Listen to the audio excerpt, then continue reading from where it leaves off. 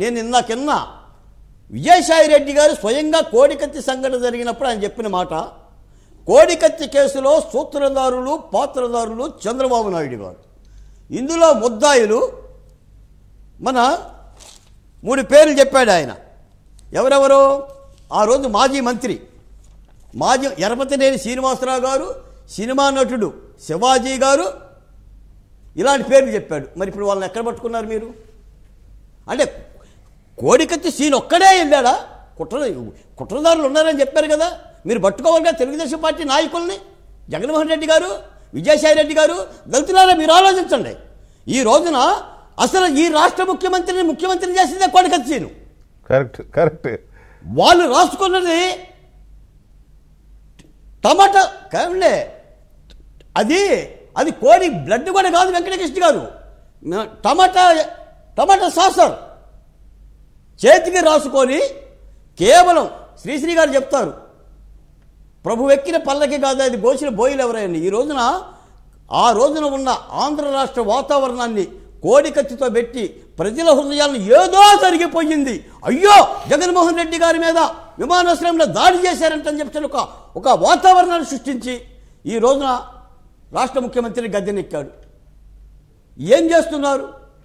ఈ రాష్ట్రంలో దొంగలందరూ బయట ఉన్నారు. సార్ వెంకటకృష్ణ గారు, వైఎస్ వివేకానంద రెడ్డిని హత్య చేసిన, గొడ్డల వేటుకు గురి చేసిన వాళ్ళందరూ బెయిల్ మీద ఉన్నారా? అవినాష్ రెడ్డి గారు బయలే ఉన్నారా? వాళ్ళ నాన్నగారు భాస్కర్ రెడ్డి గారు బెయిల్ మీద ఉన్నాడా? ఇంతమంది బెయిల్ మీద ఉంటే కోడికత్తి సీనికి బెయిల్ ఇవ్వటానికి ఏముందో సార్? నేను మొన్న కూడా చెప్పాను సార్, వాళ్ళ అయ్యగారి పరిపాలన కూడా ఆయేష మేర హత్య జరిగింది వెంకటకృష్ణ గారు. ఆ రోజు కూడా దళితులైన ఒక పిడతల సత్యబాబుని లోపలేశారండి. పోతే విషయం ఏంటంటే, గత ప్రభుత్వం చాలా అద్భుతంగా రాజధాని అమరావతితో ఎస్సీ తాటికొండ నియోజకవర్గంలో, ఇంకో మాట కూడా చెప్తున్నారు వెంకటకృష్ణ గారు, తాటికొండ నా ఎస్సీ నియోజకవర్గం, దళిత కాన్స్టిట్యున్సీ, అమరావతికి భూమినిచ్చిన వాళ్ళ 34% మేము. ఏది మరి జగన్మోహన్ రెడ్డి గారి మీద దళితుల మీద ప్రేమ? అక్కడ పెట్టిన శృతివనం 30 ఎకరాలు గత ప్రభుత్వం కేటాయిస్తే దాన్ని ధ్వంసం చేశావు. అక్కడ పెట్టిన 5 విగ్రహాలను అపహరించావు. ఈ మధ్య బాలకోట గారు, ఈ మధ్య ఇంకొక ఆయన అసలు అమరావతిని జగన్మోహన్ రెడ్డి గారు అలా విచ్ఛిన్నం చేయడానికి, నాశనం చేయడానికి ఇంకొక అసలు మెయిన్ కారణం అంటూ ఒక విషయం చెప్తే ఆలోచిస్తే నాకు అరే కరెక్టే కదా అనిపించింది.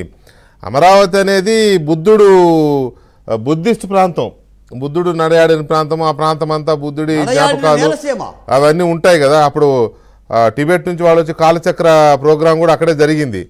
సో అమరావతి అంటే బుద్ధుడు అంటే అంబేద్కర్ గారు బుద్ధిస్టు, అందువల్ల అది ఇష్టం లేక ఈయన దాన్ని డిస్టర్బ్ చేశాడు అని ఒక లాజిక్ చెప్పారు. ఏమో ఆలోచిస్తే అది కూడా కొంత కరెక్టేనేమో అనిపించింది. మరి ఒక మాట వెంకటకృష్ణ గారు, రాజధాని అమరావతిలో బుద్ధుని జ్ఞానబోధనలో ఆయన స్వయంగా అక్కడికి రావటము, నాగార్జున విశ్వవిద్యాలయం ఏర్పాటు చేశారు కాబట్టే, దానికి ఆ యొక్క చారిత్రక నేపథ్యం ఉంది కాబట్టే చంద్రబాబు నాయుడు గారు తెలుగుదేశం పార్టీ అక్కడ అంబేద్కర్ శృతివనాన్ని